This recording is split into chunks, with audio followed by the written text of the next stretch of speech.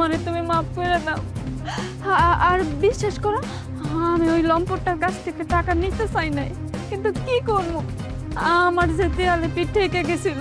তুমি তো খুব ভালো করেই জানো আমার আব্বা খুব অসুস্থ। তার যদি ওই সময় চিকিৎসা না করাইতে পারতাম তাহলে আমার আব্বারে বাঁচাইতে পারতাম না। আর তোমার কাছেও তো আমি টাকা চাইছিলাম, কিন্তু তুমিও তো কইছো যে তোমার কাছে টাকা নাই। আর তুমি তো আর অত টাকা বেতন পাও না, মাত্র 12,000 টাকা বেতন পাও।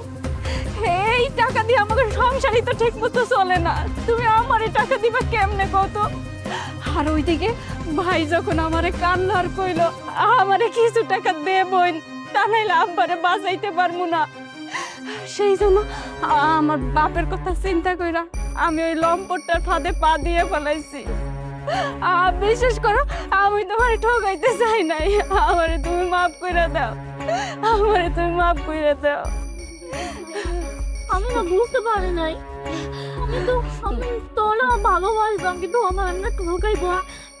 আমি বুঝি নাই ভাই, আমার মাফ করে দাও ভাই, আমি তোমার একটাই ছোট্ট বোন ভাই, আমার মাফ করে দাও।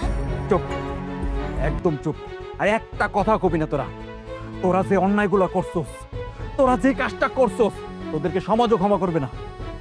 তোকে আমি ক্ষমা করবো না। তোকে আমি এই আগুনে পুরাইয়া মারুম, তোকে যন্ত্রণা দিয়া মারমু।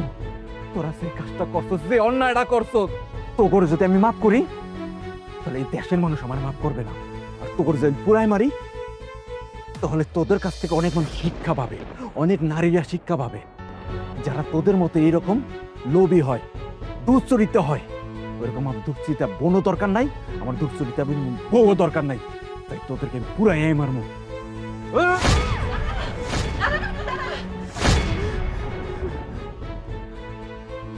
এই দেখ, আসন কাল পিচ্ছে ধরে আনছে, দেখ।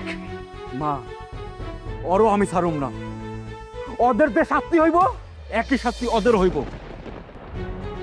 কারণ ওরা তিনজনই অপরাধী, তিনজনে একই শাস্তি হইব।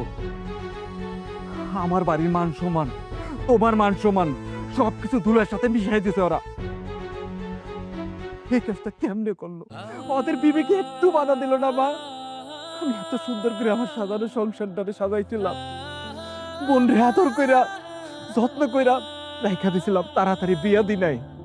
একটা মেয়ের 18 বছর না হয়ে বিয়ে দিয়ে দিমু না? এই কাজটা করা আমার ঠিক হইব না। সত্যি আমার একটা বোন, আমার এই বউটারে ওর জন্য কি না করছি, হ্যাঁ কি না করছি? যখন যেটা দরকার আমি আইনা দেওয়ার চেষ্টা করছি। অল্প টাকা বেতন পাই, একটা পিওনের চাকরি করি, খুঁড়াও তারপর এই সংসারটার আমি সাজাই রাখছি। সবকিছু শেষ করে দিচ্ছে এই দুইটায়।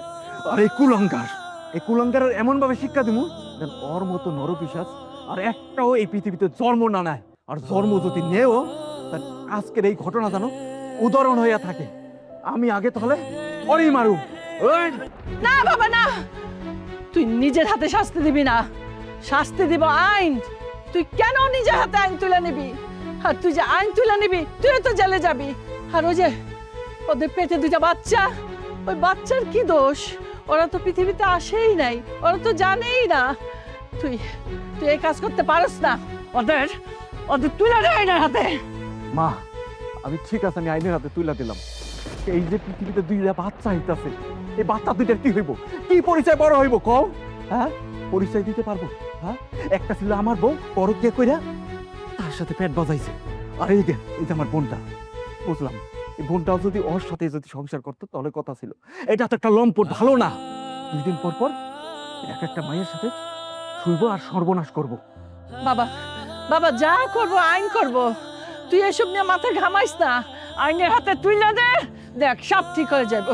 ঠিক আছে মা, তুমি যেহেতু চাইতেছ আইন অগ বিচার করবো, তাহলে আইন অগ বিচার করুক, আইন অগ বিচার করুক। আমার কিছু করার নাই।